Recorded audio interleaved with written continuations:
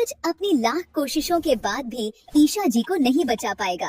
पर क्या ईशा जी सच में सूरज को हमेशा के लिए छोड़कर चली जाएंगी? जी हाँ दोस्तों, जहाँ कहानी की शुरुआत में सूरज और घर के सभी लोग ईशा जी के पास हॉस्पिटल पहुँच चुके होते हैं। आईसीयू के बाहर सबकी सांसें अटकी हुई होती हैं। डॉक्टर बार बार ईशा जी के वाइटल्स चेक कर रहा होता है, लेकिन ईशा की बॉडी किसी भी तरह का रिस्पांस नहीं दे रही होती। तभी डॉक्टर बाहर आकर सूरज और घर वालों को एक ऐसी बात बोल देता है जिससे सबके पैरों तले जमीन खिसक जाती है। डॉक्टर कहता है, पेशेंट बिल्कुल भी रिस्पॉन्ड नहीं कर रही। अगर कुछ देर में रिस्पॉन्स नहीं आया तो उनका बच पाना बहुत मुश्किल हो जाएगा। ये सुनते ही सूरज का दिल जोर जोर से धड़कने लगता है। उसकी आंखों के सामने ईशा जी के साथ बिताया हर पल घूमने लगता है। सूरज बिना किसी की परवाह किए आईसीयू के अंदर भागकर ईशा जी के पास जाकर बैठ जाता है। वो कांपते हुए हाथों से ईशा जी का हाथ पकड़ लेता है और आंसुओं के साथ कहता है, ईशा जी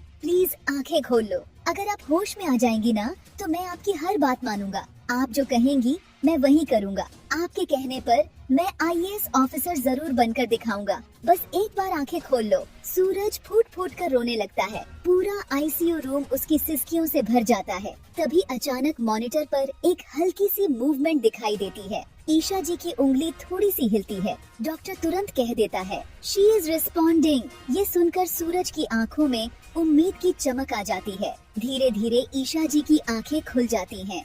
सब लोग चैन की सांस लेते हैं। सूरज खुशी से बोल पड़ता है, ईशा जी आप ठीक हो जाएंगी, मैं यही हूँ। लेकिन अगले ही पल जो होता है वो किसी ने सपने में भी नहीं सोचा होता। जैसे ही ईशा जी अपनी आंखों से सूरज का चेहरा देखती है, उनकी आंखों में खौफ आ जाता है। उनकी सांसें तेज हो जाती हैं। दिल की धड़कन अचानक बढ़ने लगती है। ईशा जी का चेहरा पीला पड़ जाता है। उनका हाथ सूरज के हाथ से धीरे से छूट जाता है। मॉनिटर पर एक तेज आवाज गूंज उठती है। डॉक्टर और नर्सेस भागते हुए आते हैं, लेकिन सूरज बस खड़े खड़े देखते रह जाता है। डॉक्टर जोर से बोलता है, वी आर लूजिंग हर। सूरज चीख पड़ता है, ईशा जी प्लीज मुझे अकेला मत छोड़िए। लेकिन कुछ ही सेकंड में मॉनिटर सीधी लाइन दिखा देता है। डॉक्टर ईशा जी की तरफ देखता है और धीरे से बोलता है, I am sorry we couldn't save her. ये सुनते ही सूरज का पूरा वजूद टूट जाता है। उसके कानों में सिर्फ एक ही आवाज गूंजती रहती है,